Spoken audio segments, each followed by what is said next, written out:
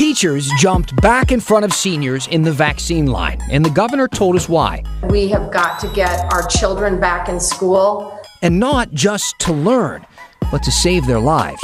Many 11 and 12-year-olds attempting suicide.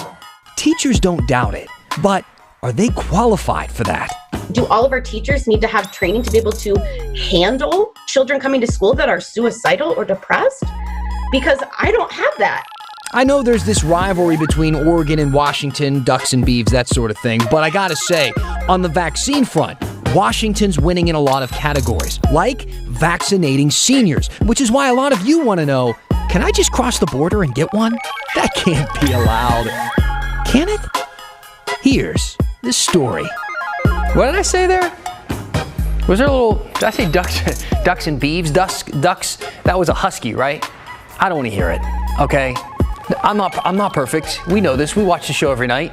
I'm far from perfect. I don't want to hear it. But if you were so inclined to remind me of when I'm wrong, you can do so very easily by reaching out to us and using the hashtag HeyDan, or give us some ideas for stuff to do, because we are working on several big stories right now that came from ideas that we've been getting from your correspondence with us. So you can email us at thestory@kgw.com. You can find me on Facebook. You can find me on Instagram. You can find me a million different ways.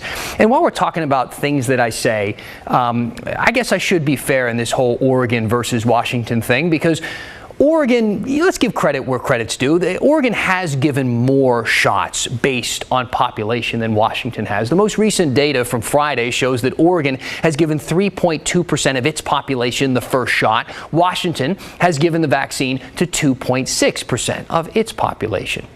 But these two tortoises are in a long race, right? Or is it tortoise? I don't know. It doesn't matter. What does matter are two things that I think are very important in all of this: common sense and innovation.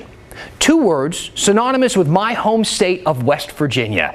I don't chuckle. I don't want to hear that, because in this whole analogy I'm making, they are the hare.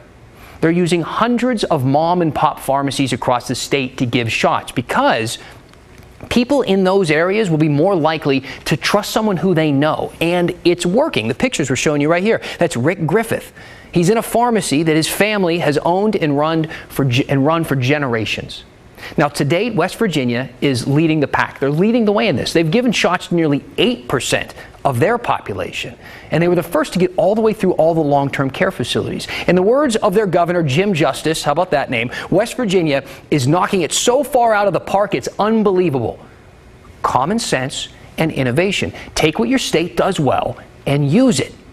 And that's why in Washington, the phrase "one shot or two" will probably take on a new meaning. Starbucks has agreed to help in the vaccine rollout plan in Washington. They are a massive company full of high performers. They serve 100 million customers a week. They have 33,000 stores. They're highly caffeinated, and they're going to work with the state on its vaccination centers to make sure that they are safe, efficient, and comfortable. And now Washington has Microsoft on board as well to help with tech stuff, and Costco to help with deliveries and logistics. You've probably heard of those companies as well. These are private-public partnerships that are good for the entire state, and it's something that we're not really doing in Oregon yet, unless you count the Oregon National Guard General, who also happens to work at Nike. That said, we asked the state about this, and they are telling us that they are discussing ideas with Nike and Columbia and Microsoft about ways to help, but there's nothing happening just yet, as both West Virginia and, of course, Washington are vaccinating anyone 65 and older. Now, I do have to say it is a little bit strange that people on one side of the Columbia can get the vaccine while people on the other side of the Columbia can't. And because of that, we've been getting a lot of questions like this one from Kim. Can people from Oregon go to Washington to get this vaccine? You're probably thinking, well, no way. But it is kind of an interesting question, and we sent it to Tim Gordon to get us an answer. Hey, Dan. Well, it certainly is a great question, and I wish I had a final ironclad answer from the state of Washington on it. Unfortunately, the Department of Health up here has not managed to get back to me to answer it all day. I can tell you, though, that the deputy health officer in Clark County says state guidance is strongly recommending that people get vaccinated in the county where they live and work. So obviously that would not include Oregonians coming up to Washington State. He did say if they had a wealth of vaccine, they'd be happy to share, but that is not the case at this point. Very limited supplies. So the bottom line answer is if you're in Oregon, get your vaccine in Oregon. Dan? Okay, there you hear it from Tim. Thank you to Tim. We got another question from Susan here. Is there any other state that is vaccinating teachers before 75-year-olds? Of course, that's what we're experiencing here in Oregon. We did check with every state, yes, literally every other state besides Oregon. And just let me say, first and foremost, trying to navigate the government websites of 49 different states is not something that we'd recommend. It's actually kind of painful. That said, and for the main point that most of them, if not all of them, have completely different standards for who can get a vaccine. But let's go back to the question. See, Idaho and Utah are the only other states allowing teachers to get vaccinated before any seniors. Some states like Michigan and Ohio let older seniors go first, but people who are in their late 60s, for instance, they do have to wait for teachers to go before them. Tennessee and Colorado, interestingly, were both vaccinating teachers first, but they both paused that recently and started giving shots to seniors instead. And all of that brings us to our big story. See, every state and just about every person has a different opinion on who should get the vaccine and when they should get the vaccine. And it's something we get dozens and dozens of messages about every single night to this show. I'll read you a few. Pete emailed me and said, I am 65. And I would never go on your show and talk about why I should get a shot instead of teachers. Seniors are sounding a bit selfish. That's coming from Pete. But Al disagrees. He said, I'd like the news to post pictures of the people over 65 that have died because of COVID. How many more has the governor sentenced to death by having school teachers get the vaccine first? But see, here in Oregon, those types of decisions aren't made by Pete or Al. And this week, Governor Brown gave us her reasons for putting teachers first. And as Kristen Severance explains, it made some educators even more nervous about going back to class. Like, did anyone else hear this headline and feel like, wow, there's this immediate pressure that, like, if kids are going back to school, like, everything will just be fixed? Allie Sullivan was one of many teachers who contacted us after the state's latest announcement on the vaccine rollout in Oregon. Governor Kate Brown said teachers will be next in line to get the vaccine, going before seniors, after news that the federal government would not send enough vaccine immediately to cover both groups at the same time. When Brown was asked why teachers were going first, she said students must get back in school, that their lives may depend on it. I made the decision based on the fact that we have got to get our children back in school. I know of families where 12 and 13-year-olds are attempting suicide. I talked with the CEO and president of Salem Health on my vaccination tour this week. She is hearing of many 11 and 12-year-olds attempting suicide. We know that our schools are a place of social interaction. They're a place where young people, students, can get their behavioral health and emotional supports met. Allie said while she was grateful educators were getting the vaccine, she and her colleagues do not have the training to help students thinking about suicide. How much unintentional harm actually comes from people thinking they're doing the right thing by pushing children back as soon as possible, but like no regard for, like, do all of our teachers need to have training to be able to handle children coming to school that are suicidal or depressed? Because I don't have that. Like, I don't have any of that support to make sure a child who is dealing with those kinds of very important and serious and valid things, that's not going to be fixed at school, not by me. The Oregon Education Association, the state's largest teachers union, agrees. They said teachers needed this training and students needed help before the pandemic. They told us in a statement, as schools across Oregon begin the process of physically reopening and students return to the classroom, it is critical that we ensure our schools have the wraparound services that students will need to thrive.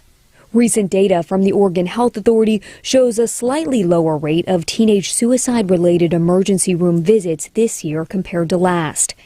but thoughts about suicide are up among young people since last year.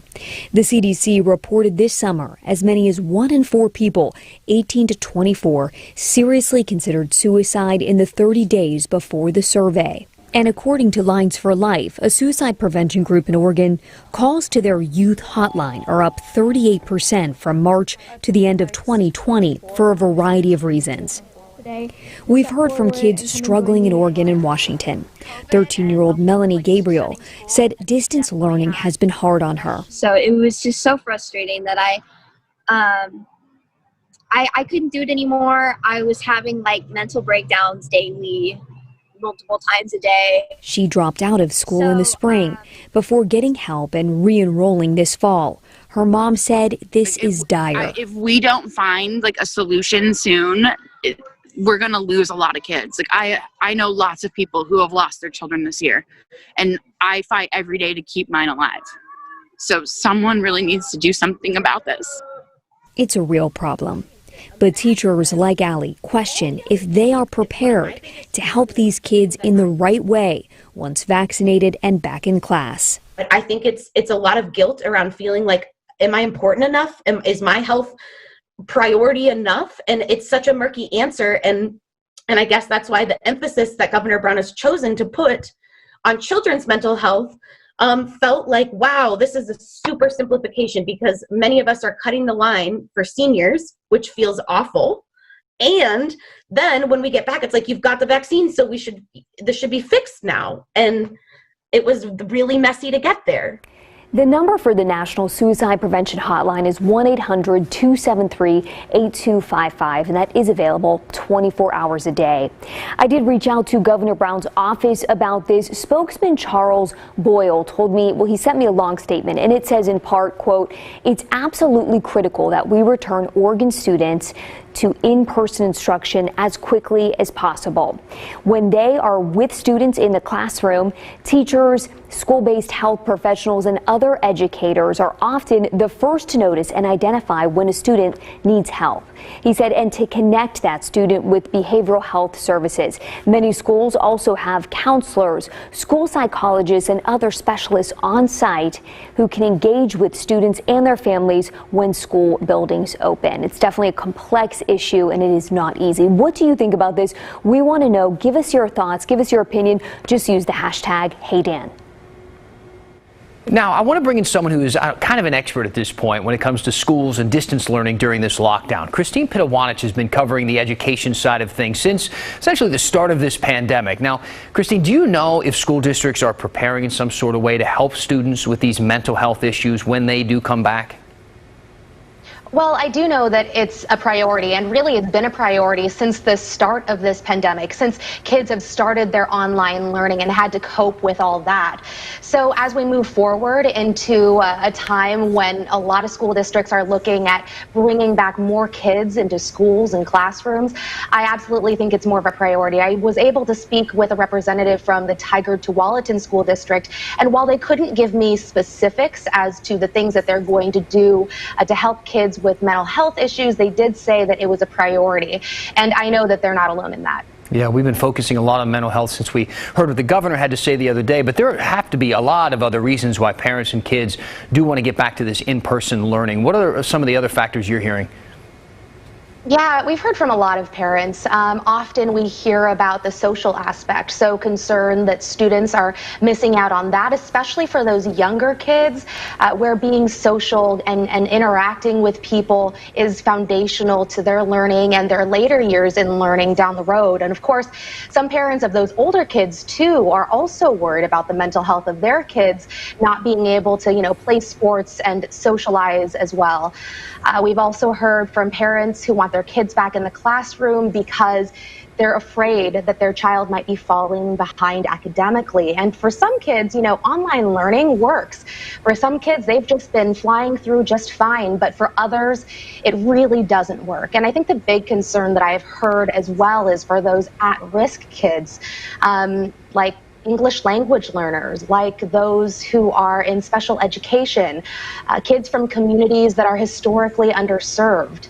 So still plenty of parents, though, I think also say that distance learning is working for their kid. It might actually help in some cases mental health, because they say their child might experience less bullying if they're at home versus in person. So really two different camps. And I spoke with teachers from the Tigard-Tualatin School District, and they told me that they had heard from the district that they're fielding phone calls back and forth all the time from parents, and it seems like it's split down the middle, 50-50. Some parents really wanting their kid to go back into the classroom, and others who are like, no, distance learning is just fine. Interesting. All right, Christine, thank you for the context.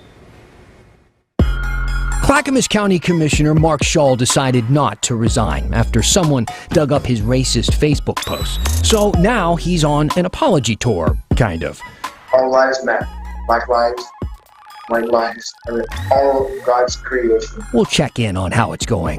And your weather app has some big news and a snowflake next week. But I wouldn't get my forecasts from emojis. Luckily, there's a mat for that. When the story continues. Welcome back. Thanks for spending some time with us tonight. A little programming note to tell you for tomorrow. So obviously tomorrow is the inauguration. So because of that, Nightly News is going to be going for a full hour. Don't worry if you're a fan of the show. We are still going to be on, but we're just going to be sliding from 6 o'clock until 6:30. So set your DVRs or whatever. Yeah, I know some of you record the show. I see the emails. Time now for our weekly check-in on the, let's just call them interesting, Clackamas County Board of Commissioners. And this isn't actually meant to be some reoccurring segment, but it's starting to feel that way since they seem to be stirring up a lot of controversy. The latest, Commissioner Mark Schall in his racist and Islamophobic Facebook posts. One of his constituents found a lot of really awful stuff that he posted over the past 2 years. The entire board has called on him to resign at this point, along with a bunch of other people, but he said, nah, I'm good, not going to do that. Sorry for the racist post, though, but I'm going to stick around. That somehow didn't really fix anything, and people are still upset, especially in our Muslim community. But Schall is facing the music. Last night, he spoke to religious leaders at the Muslim Educational Trust and said this. I accept full responsibility for every word that ever came out of my mouth, regardless of the situation in which those words were spoken or to whom the words were directed. Today, with humility, sincerity, I ask for the good people Muslim community to consider my request for forgiveness for causing them fear. Hey, he's owning up to it. I mean, right, you saw it right there. So far, so good, I guess. But then Portland pastor Matt Hennessy asked Schall to say 3 words: Black Lives Matter. Now, we've seen this before. All right, we've seen this trip people up in the past. Let's see how he handled it. All lives matter. Black lives, white lives, all God's creation. Okay. Why do people get tripped up by this? I don't get it. Of course, all lives matter, and Black Lives Matter, and white lives matter, and so on and so forth. But that's not really the question. Okay, so if anybody ever asks you this, they're also asking you to acknowledge that black lives are relatively undervalued in this country. They're not asking you if black lives matter more.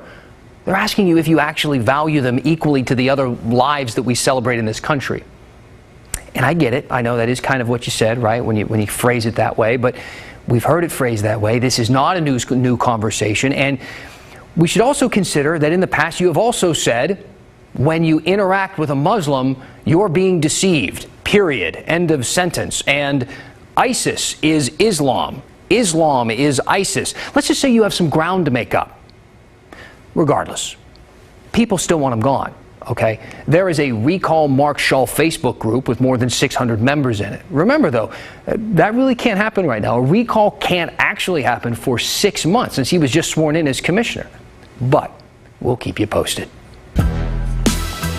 We also have a story that we'd like to share with you today that we think is worth your time. The Washington Post, they profiled a restaurant owner in Salem. This person's name is Jonathan Jones, and Jones runs a restaurant called Epilogue with his wife. He's one of a few black business owners in Salem, and his restaurant has become a target for vandalism and harassment. After a Proud Boy rally in November, Jones says a member of the group followed him and harassed him. And then a week later, someone spray painted it all over the sign of his restaurant and window that says, "Hate has no place here." Jones thinks it was the same guy. A few weeks after that, street lamps and poles around that restaurant were papered by a white nationalist group. And the article also describes another incident where right-wing protesters showed up outside of his restaurant and became aggressive. Then police didn't actually believe that Jones was the owner until a white friend corroborated his story. Now, we can barely really begin to scratch the surface of the online trolls that he's also been dealing with, and all of this is kind of detailed in this piece. Also, despite that, after all of that, Jones is still giving back to the community. He was giving out free food just yesterday to mark Martin Luther King Day. While the civil rights icon's most famous speeches could be heard playing on the radio in the background. You can hear them right now. Each plate came with a homemade anti-racist guide. Here's what he told us about it. We're feeding the community, which was a big part of what he did, what the Black Panthers did, what Malcolm X did, every revolutionary movement has involved like nourishing the community both with food and with information. One of the things that white supremacists hate is occupation of space by people who are non-white, and so what better way to occupy space than to literally occupy all of the space, including the airwaves. It feels really nice. We've been sort of under this blanket of oppressive weirdness for quite a long while, and this feels good today. I still have a dream. Again, this is a story that we think is worth your time. You can read the entire thing rather on the Washington Post website. You should check it out. Now look, I'm not sure where you get your weather news. All right, no judgment if you use an app on your phone or something like that. And if you were looking at that app on your phone and looking at next week, you're probably going to see a really big snowflake on. Hilarious. Not that kind of snowflake. That kind of snowflake.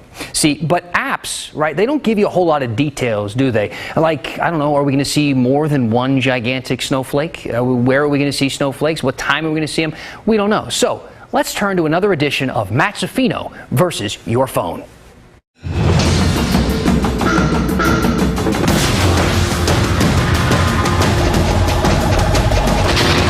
I'm going to whoop your app. Did I really just say I'm going to whip your app? You said it, not me. No, I didn't say it. I don't know how they got you to record that. I don't know how you guys did that. Just so our viewers know, it's the first time I've seen that. It took us many hours. No, I'm sure, yes. The graphics and creative services team was just working diligently to pull that together. So what's up with this snowflake? Yeah, right? So, you asked a lot of good questions there, Dan. One question you didn't ask is, you asked, how much? Will it be one giant snowflake? That was my favorite part. But what about will it snow, like, at all? Or is the app just sort of out to lunch? So we'll dig into this with 3 different apps, all of which I have on my phone and hardly ever look at. But it is kind of fun to do this, so we're going to do it. We'll start with this one. This is just the generic iPhone app, the one that, the little cloud, the blue and the cloud and all that. And so check this out. We go down to Saturday and Sunday here, and it is showing snowflakes on both, Sunday and Monday right there. And it has a 70% next to Sunday and a 40% next to Monday. So what does that mean? Does that mean 70% chance of snow on Monday and a 40% chance, or 70% on Sunday, 40% on Monday? That actually means 70% chance of any kind of precipitation and 40% of any kind of precipitation on Monday. Notice the temperature's around 40 degrees both days, but you're right, it doesn't give you any detail on that. So let's look at another app here. This is the KGW weather app. And just so you know, I don't actually do the forecast on this app, and that's one of the problems with weather apps. And they're great. I mean, they're really useful. People love them. But notice this one is different here. And the problem with it is that they don't really have a human forecasting on the app. It's all just machine made. They're taking model data and putting it out in graphical format, and that's what you get. So this one, though, is different, showing a rain-snow mix in 44 degrees. I actually think that's better than the iPhone app. So that's the second app for you there. And we'll go to one more. This is buried deep in my apps on my phone. It's called Dark Sky. This is interesting because look at this one here. This one for, again, Sunday, Monday, the time in question here, is showing colder temperature. Well, still in the 40s, so I guess not colder, but no snowflakes at all for Sunday and Monday. So 3 different apps, 3 different forecasts. What's up with it? Well, the main thing I just mentioned, Dan, is that these forecasts that you get on your apps, there's no human touch. There's no human looking at the data going, yeah, we need to tweak that. And for Portland snow especially, one of the trickier forecasts, and this will evolve and change typically over time as we approach said event, in this case, Sunday and Monday. So what's really going to happen? Here's how I see that going down. I don't think we're going to see widespread giant snowflakes around the Willamette Valley. We are going to see low snow levels, though, down to about 500 to 1,000 feet. And that's another thing that the app doesn't really tell you is what elevation is it looking at? And the model elevation may be quite different from the elevation at your location or that you're interested in. So there you go. Did I win? I'm with you, man. So, listen to humans. And snow lovers, don't get too excited just yet. Thanks, Matt. Appreciate it, man. All right, hey, keep sending in your thoughts, weather-related. Maybe they're light bulb-related. We're going to finish this thing up next. Welcome back. Got a lot of comments on this today. I posted a photo of a light bulb, okay? Just a light bulb on my Facebook page. A few hours ago, I asked if anybody knows why I'm holding it. Got some pretty creative answers. Some of you actually know the reason. Let's show you this reason right now. Bringing in engineer Mike Rantweiler, please, if you will, sir, with the honorary light bulb on the silver platter. Finally, all of you people at home who have been driven insane by this one light that has been out for who knows how long, it is being taken care of. Mike actually helped put this set together. It was like 5 years ago, almost to the day, and I believe those are the original bulbs. So he's going to be in here changing a lot more, I think, in a matter of, maybe we should just do them all now, Mike. What do you think? All right, that's the show for tonight. I'm Dan, that's Mike. See, we wear a mask. I told you, I'm the only one in here, so he comes in, I put a mask on. Thanks for being with us. Keep the questions coming. That's the end of the story for tonight. We'll see you back here tomorrow.